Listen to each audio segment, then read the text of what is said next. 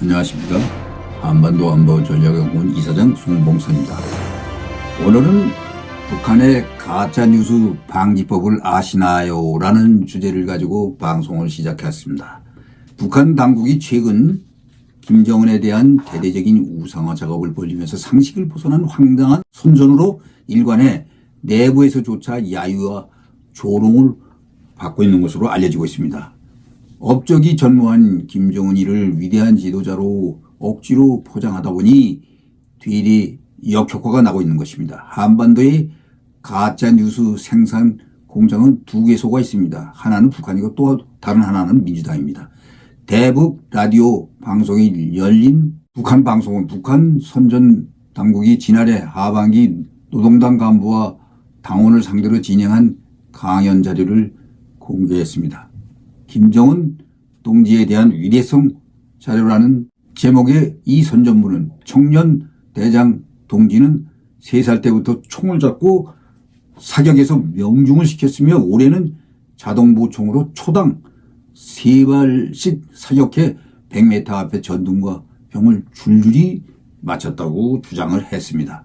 또 목표판에 20발을 쏴서 몽땅 10조 만에 명중시켰다고 했습니다. 이뿐만 아니라 10대의 동서고금의 명장을 다 파악했으며 육해공 전 분야에 정통하고 기술자도 해내지 못한 축포발사 자동 프로그램을 며칠 안에 완성시켰다고 주장했습니다.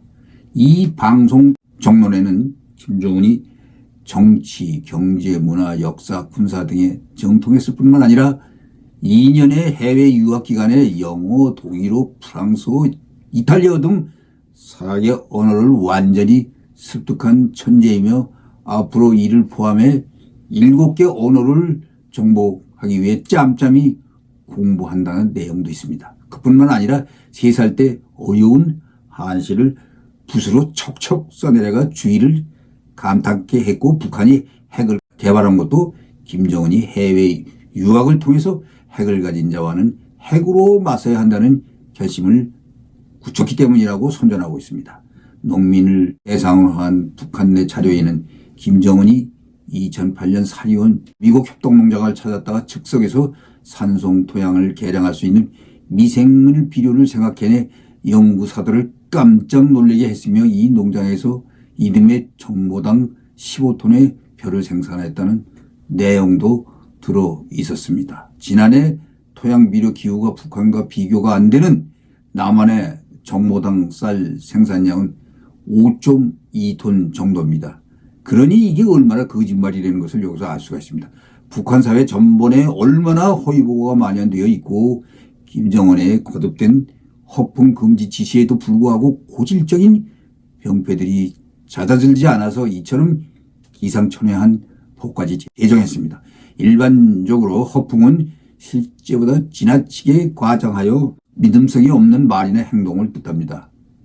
하지만 허풍 방지법에서는 허풍의 정의를 공명심과 이기심, 책임 회피와 같은 낡은 사상에 물에 젖어 자기 부문, 자기 단위 실태를 허위로 보고해 국가정책 집행과 인민생활에 엄중한 해독적 후과를 끼치는 반국가적 반인민적 행위로 보고 이를 엄하게 규정한다고 했습니다. 남한의 경우는 민주당 측이와 유사한 괴담과 가짜뉴스 음모로 상대방 정권 흠집내기 전형 수단으로 사용하는 것과 아주 유사합니다. 주지하는 바지 북한에서의 허풍의 시작은 단연코 과장된 김일성의 항일 혁명투쟁에 그 뿌리를 두고 있으며 3대에 걸친 수령 미화의 날조를 통해 그 정도가 심해지고 있습니다.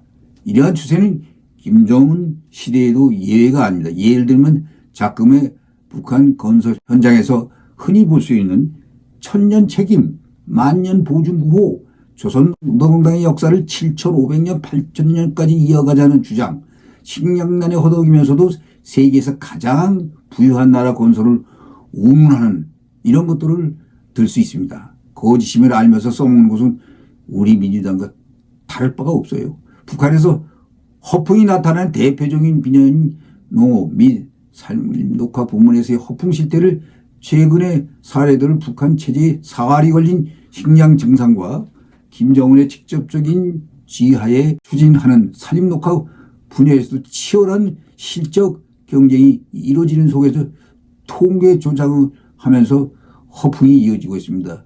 이어서 북한 사회 전반의 허위 보고가 만연되는 상황에서 나온 김정은의 연이은 허풍 근절 지시 및 허풍 방지법까지 나오게 된 것입니다. 본 유튜버가 1990년대 해외 근무 시 일본 무관을 만나 북한의 김일성 신격화의 실례로 과거 일제치하에서 김일성이 힘반보를 일본군과 싸워 한 번도 패하지 않았다고 선전한다고 하니까 그 일본 무관이 거짓말도 어느 정도 믿도록 해야지 그걸 누가 믿느냐고 하는 말을 들은 적이 있습니다. 그러니 거짓 통계로 인해 북한이 오늘날 기아로 가는 한 원인이 될 수 있다고 볼 수 있습니다. 특히 농업 부문의 허풍세라는 북한의 식량 기근으로 이어지게 됩니다. 농업 부문에서 허풍스러운 동향들이 현장에 나타났더니 2019년입니다. 2019년 말 중앙TV가 이례적으로 방영한 약 40건의 식량 증산 사례 중에서 통상적인 수준을 월등하게 능가한 실정들을 허풍 자료로 간주하고 일부를 예시해보면 2019년 1월 18일 김정은의 신년사 관철을 위한 강원도 결의대회에서도 안병근 천삼협동농장 관리위원장 유정수군 정보당 기어이 15톤 이상의 알곡을 생산할 것이라고 연설했었습니다. 지나치게 높은 목표를 제시한 그녀는 2019년 10월 24일 조선중앙TV에 출연해서 정보당 논뼈 13톤 이상, 강냉이 10톤 이상, 앞구르장 이 밀보리를 칭합니다. 5.3톤 이상을 수확하여 모든 작업반 분조들이 다 수확 농장은 대열에 들어섰다고 허풍을 쳤습니다. 2019년 10월 25일 조선중앙TV는 평양 강남군 신흥협동농장 농장원 최성옥이 지력이 제일 낮은 5정보를 맡아 5년 동안 평균 정보당 2.4톤이었던 곳에서 이번에 13톤을 생산했다고 하였습니다. 이후 최성옥은 노력 영웅 칭호를 받는 등 귀한 대접을 받았으며 한동안 선전 매체에 자주 등장하기도 하였습니다. 이는 남한이 강유한과 시비가 최상의 조건에서도 생산을 낼 수 있는 경우가 도저히 불가능한 이야기입니다. 농업 분야에서 이런 허풍과 가짜 선전이 판을 치고 있습니다. 5월 15일 노동신문은 봄철 나무 심기 기간에 10만의 정보의 면적에 수억 그루의 나무를 심었다고 했습니다. 이건 통계 조작이 아닐 수 없습니다. 어떻게 수억 그루의 나무를 심습니까? 이러한 통계 조작과 가짜뉴스 허풍 활동은 생산 활동 입장에서 경쟁자보다 앞선 성과를 내기 위해서는 할당 목표는 적게 배정받거나 증사로 해야만 포상을 받아 충성의 이름을 낼 수 있기 때문입니다. 할당 목표는 지역의 성격이기 때문에 부득이 생산량 증가해서 돌파를 찾아야 한다는 것 때문입니다. 하지만 비료, 농약, 농기계 등 생산 여건이 개선되지 않고 쳇바퀴만 도는 허풍과 가짜 보고만이 판을 쳐 김대중 정권이 망할 날이 곧 올 것입니다. 시청해 주셔서 감사합니다.